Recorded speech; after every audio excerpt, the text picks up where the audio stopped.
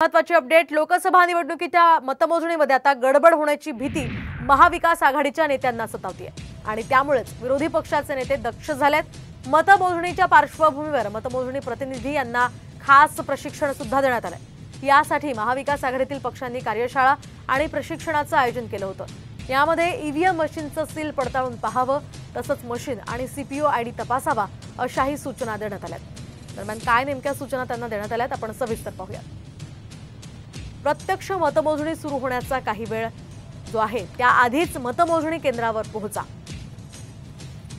ईव्हीएमचे seal पडताळून पहा। EVM आणि सीपीयू आयडी तपासा। ईव्हीएमवर झालेल्या मतदानाची नोंद असणाऱ्या फॉर्म 17C मधील आकडे आणि ईव्हीएम वरील आकडे जुळतात का याचीही खात्री करा।